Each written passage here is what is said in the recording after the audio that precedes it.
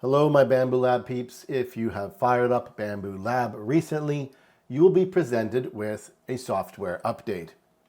Never the ones to be complacent, Bambu Lab continues to push the boundaries of what is already the best slicer on planet Earth, and today's update brings some very cool updates and new features that I thought was worth taking the time to chat with you about. I will cover some of the more interesting ones, and you can go ahead and read the rest on your own. The first thing to get out of the way as you scroll through these updates is you might notice comparisons from 1.9 to 1.1. What you're really looking at is 1.9 and 1.10. Feature number 1, and this is a big one. Purge Optimization. As we know, one of the biggest problems with filament swapping machines such as the CFS and AMS is the tremendous amount of filament usage. Some of you would use the word waste. However, I don't consider something that serves a purpose in the creation of a final product waste. I consider it use. It's just a different use than we're used to. However, the reality is current multicolor systems purging and pooping does indeed create a lot of wasted filament. It's nice to see multiple companies in the industry attacking this problem, as well as attacking side effect problems that can be caused by excessive purging and pooping, such as clogging your poop chute and ruining your print. This is great news, and we should applaud them for it. Without color bleeding, official multicolor prints with some color filaments achieve an average of 20.9 purge savings. It's funny because they could have just went with 20%. They also probably could have gotten away with saying 21%, but they don't. They say 20.9%. This is a significant number that will most definitely be noticeable. It's not one of those things where you're going to be like, well, trust me, bro, we have to take their word for it. If it really is reducing our purge by 20%, users are going to notice. And I'm looking forward to seeing how this plays out in the real world. They go on to explain two ways in which they've accomplished this. One is long retraction enabled. Long retraction is something they've been talking about for quite some time, and it's been available in beta versions of Bambu Studio. Long retraction will back the filament out of the hot end further before cutting it, enabling them to purge less. I do think it's about time companies are focusing more on what is actually required to switch from one color to another without color bleed. These companies have access to almost limitless rolls of filament, countless printers, and are able to test this stuff to death in order to better guide us on how much purge we really need to switch from one filament color to another, especially their first-party filaments. Bambu appears to have done this, and it also appears that they want to be sure we know this has been done for their filaments and their colors. But they really cannot be sure about the colors of third-party filaments for obvious reasons, and they still suggest you set those filaments manually. However, if you're using third-party filaments whose colors match up fairly similarly to Bambu's colors, I have a feeling we can go ahead and start with their numbers, making adjustments from there if needed. They do claim that using their new purging optimizations will significantly reduce waste, aka poop, in multicolor prints using their filaments.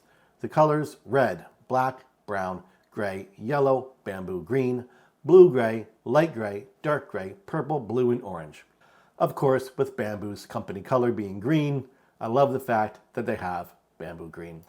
Scrolling down, you'll see some examples. This here comparing 1.9 to 1.10. Gray to yellow drops from 529 to 243. Gray to orange, 407 to 243. Gray to red, 217 to 183. Gray to black, 123 to 123. Gray to black stays the same. Gray to lighter gray moves down a bit. Gray to green moves down 100. And gray to blue, just a tick. Across the board, most of these numbers are considerably lower, or at least lower to some degree.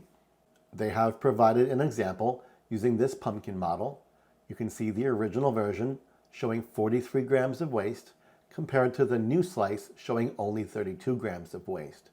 I do want to point out there is an anomaly in this example. The left model shows 112 filament changes, the right model shows 113. I don't think one additional filament change would affect these numbers very much, and it's even more interesting that the one with more filament changes is the new version and still takes considerably less filament. The next update is Brim Ear Tool. Most seasoned 3D printer slicer users know this as mouse ear. For whatever reason, Bambu has decided to go with Brim Ear. This new version allows automatic or manual addition of mouse ear shaped brims to specific object edges. Going forward, I'm going to refer to brim ears as mouse ears, and you should too. Mouse ears are exactly that, little circles that you attach to the base of your models to allow just a little bit of better bed adhesion in areas that might be a little sus. You can add the mouse ear rather than having to add a brim to the entire model. The reason it's called a mouse ear is because when you attach it to the model, it takes over the shape of the perimeter of the model, creating an object that looks like a mouse ear. Let's pop in to Bambu Studio and see what it looks like in action. When you highlight your model, you will see a new tool. Right here, this is your mouse ear tool. You will notice it shows the shortcut is L. However, the L shortcut is actually support painting. So we won't be using the letter L. With the tool turned on, you will see this graph right here. You may go ahead and press auto-generated points, or you may add your own mouse ears. For example, I'm concerned that this little loop might peel up. I'll take my mouse ear, place it right here, and it will build a small brim around the perimeter of this little loop. Perhaps I'm afraid my thumb right here will peel up, and I want to add a brim just to the thumb, but not the entire hand. I can go ahead and adjust the size of this mouse-eared brim, stick it right here over the thumb, and now I've got a small brim just over the thumb. However, these brims are not currently active. To activate them, return to your main screen, click on Others, and switch your brim type from Auto to Painted. With Painted turned on, your manually painted mouse-eared brims will now be applied. For a better look at them, we can go ahead and switch the color scheme from filament to line type. Here you can see, gently hugging your model, your brand new mouse ears. Of course, if you are feeling brave, you can always let the machine automatically place mouse ears by pressing Auto Generate Points. Here you can see it has studied my model and chosen small angular parts that may peel up and require additional support for better bed adhesion. I would say the system has done a pretty decent job at choosing spots that might benefit from a mouse ear. However, like everything, I suggest you work on your skills manually placing your mouse ears. Moving on to number 3, Scarf Seam enabled for more materials by default. I fully support continuing to work on the Z-seam and how to lessen or remove that in 3D printing. However, in my personal experience, I have not found myself using scarf seams a whole lot just yet. Bambu seems to think this is something we should consider using more often, and they've gone ahead and enabled it by default. This is something worth noting if you are somebody who may not wish to use scarf seam settings. It's also worth noting they have moved that setting into the filament settings itself rather than the slicer setting. You may expect to find the scarf seam settings here under Quality Seam. However, now they are here inside your filament settings. You may go ahead and change it from contour and whole to contour only or to none. Number 4, added print history at the bottom of homepage. On the homepage of Bambu Studio, you will now see recently opened, online models, Maker Lab tools, and your print history. Of course, you can also get to your print history by clicking right here on the side of the screen. This is really nice. However, One feature it's missing is the ability to reprint from this screen. For example, on Creality Cloud, I can see my print history, click on it, and press print again. This allows me to go ahead and choose any compatible printer that is currently online to send this print job. I would like Bambu Studio to give us this feature right here from the screen. I think that would add incredible functionality and ease of use for those of us that print similar models to similar printers over and over and over. Number 6, when in autofill mode on the P and A series printers, you can now edit the information of your filament during printing. Let's say you're going to switch from purple to a different purple. You can go ahead and update the machine to recognize that different filament in the middle of your print. Number 7, auto calibration for A series. You can now trigger an auto calibration from the calibration screen. Previously, the A1 would do calibrations by checking flow dynamics calibration prior to a print. Now you can trigger this manually. However, Bambu points out this is usually unnecessary, and they also note the calibration results may have a small amount of inconsistency from one test to the next, and they're working out the cause of this issue. However, at this time, my A1 printer under calibration is not showing the auto calibrate button. Number 8, filament thermal scanning compensation setting. This is a compensation for filament shrinkage. Let's say your 100 millimeter block, after cooling, comes up to 94 millimeters. Your shrinkage percentage is 94%. In reality, you're saying it shrunk 6%, and the model itself is printing at 94% the size it's supposed to be. Here in Bambu Studio, you would go to a filament setting such as black, click on this pencil right there, and under filament, look down here for shrinkage. You would insert that amount right here. Bambu Studio will rescale that model in order to compensate for that shrinkage, allowing the model to come out at 100%. In theory, one interesting note in their details is to be sure you leave enough space on the plate to compensate for the compensation of scaling up that model. That is the end of our new features. However, there's a laundry list of improvements, and this is a big one. I am someone who has a lot of printers, and they have different bed sizes. I also use Bambu Studio to slice for my K1 and K1 Max. Sometimes I will slice a model for one machine, then simply switch printers, make a few adjustments, and resave that file for that new machine. And now, for example, I have that file sliced and ready to go on a P1P and a K1 Max. However, when switching from one printer to another and the bed size is not the same, Bambu Studio would make a mess of my layout.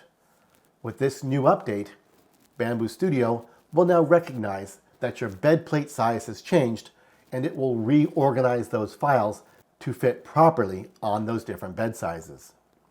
Wipe tower collision risk reduction. How many of you have made a beautiful print, but your tower looks like it's growing hair and eyes and tumors along one corner?